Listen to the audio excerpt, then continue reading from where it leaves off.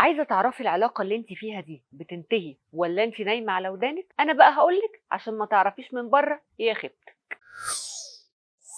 بترني عليه 10 مرات في اليوم ويرد عليكي مرة واحدة دقيقة ويقفل، ولسه مستنية يجي يخطبك، ما بقيتوش تتكلموا ولا بيطلب يشوفك، ولسه مصدقة انه بيحبك. يا خيبتك يا خيبتك يا خيبتك.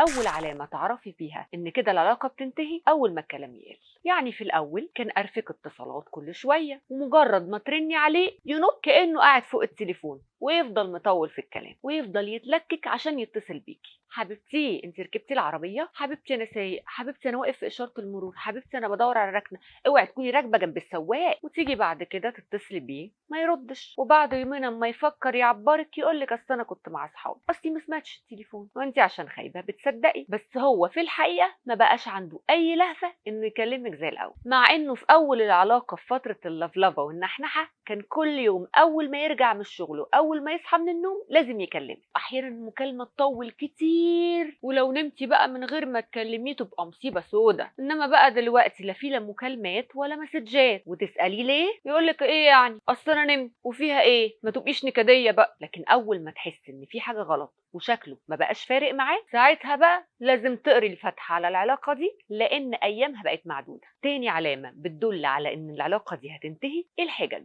يطلع لك كل شويه بحجه شكل لاي حاجه. مش هنتقابل اصل عندي اجتماع مهم في الشغل، مش هنخرج اصل عندي شد عضلي، مش هتصل بيكي كتير اصل ايدي بتوجعني ومش معايا رصيد، ما بطمنش عليكي عشان عندي شغل كتير. مع ان في بدايات العلاقه الراجل من دول بيبقى بيتلكك عشان يقابلك ويشوفك ويسمع صوتك، وبعد فتره كل الكلام ده يتغير اول ما يمل ويزهق منك، وتبتدي بقى من هنا الحجج الفارغه. اصلي مشغول، اصل تعبان، اصل خالتي بتولد، اصل امي بتغسل، اصل الجيران دلقوا علينا ميه غسيل، اصل انا مش لاقي الكلسون بتاعي. وانت طبعا خايبه وهبله وبتصدقي حججه الفارغه، وفجاه هنلاقيكي بتعيطي على العلاقه اللي انتهت فجاه. هو طبعا وارد ان اي موقف من دول يكون حقيقي وظرف طارئ، بس لو اتكررت بقى يا حبيبتي الحجج والاعذار دي هتبقى اكبر دليل على انه كذاب. ومن العلامات المهمه جدا على انتهاء العلاقات انه يبطل يغير. يعني يبطل يسأل رايحة فين وجاية منين، ويبطل يقولك ما تلبسيش كذا ولا تكلمي كذا. يعني يا ست الكل ما بقاش مهتم بيكي زي ما كان مهتم في البداية، وبقيتي طول الوقت انت اللي بتتصلي وبتهتمي، وانت اللي بتفتحي مواضيع، وانت اللي بتسألي عليه وعلى العيلة والأسرة والأصدقاء كمان. وساعتها هتقعدي تعيطي بقى وتصحي وتقولي ياه